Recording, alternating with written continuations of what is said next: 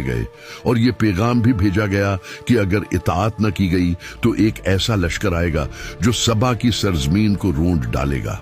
बल्किस खामोशी से सब सुनती रही। उसके चेहरे पर गुस्सा नहीं बल्कि हैरत और खौफ के आसार थे। उसने सोचा, अगर ये सुलेमान महज एक बादशाह होता तो दौलत कबूल कर लेता, लेकिन उसने माल को ठुकरा दिया है। उसकी सल्तनत आम नहीं, उसके पास कोई ऐसी ताकत है जो इंसानी बस से बाहर है। चुनांचा बल्किस ने फैसला किया कि वो खुद हजरत सुलेमान अलैहिस्सलाम से मुलाकात करेगी।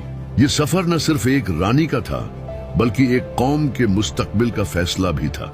दिन गुजरते गए, काफिला चलता रहा और आखिरकार वो लम्हा आया जब बल्किस अपने जाहु जलाल के साथ हजरत सुलेमान अलैहिस्सलाम के दरबार में दाखिल हुई। लेकिन जो कुछ उसने देखा वो उसकी तवक्कुआत से बिल्कुल मुख्तलिफ था। दरबार में शान शौकत के साथ सुकून और वकार का एक अजीब इम्तिजाज था। इंसान, परिंदे और जिन्नात एक ही तरतीब में खड़े थे। यह नज़्मो ज़ब्त बल्किस के लिए नाकाबिल यकीन था।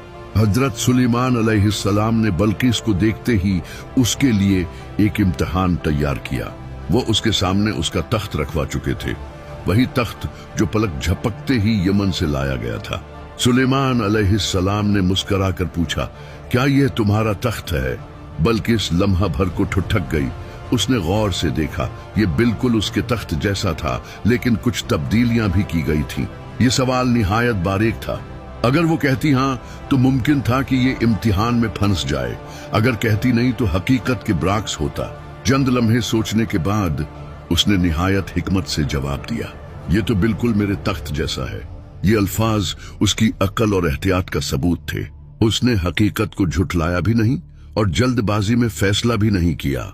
ये देखकर हजरत सुलेमान अलैहिस्सलाम के दरबार में मौजूद सबको अंदाजा हुआ कि बल्किस महज एक रानी नहीं बल्कि एक गैर मामूली जहानत रखने वाली औरत है। लेकिन इम्तिहान अभी खत्म नहीं हुआ था। हजरत सुलेमान अलैहिस्सलाम उसे एक और मकाम पर ले गए। ये एक शीशे का महल था।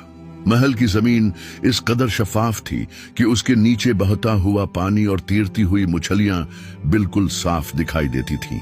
ये मंजर देखकर बल्किस ने समझा कि ये वाकई पानी है।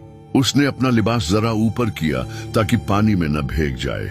हजरत सुलेमान अलैहिस्सलाम मुस्कुराए और फरमाया, ये पानी नहीं, ये शीशे का फर्श है। ये मंजर बल्किस के लिए फैसला कुन था। उसने समझ लिया कि ये बादशाहत आम नहीं, ये इल्म और हिकमत की बुनियाद पर कायम है। ये सिर्फ इंसानों की ताकत नहीं बल्कि अल्लाह की कुदरत का मजहर है। और वो लम्हा आ गया जब बल्किस के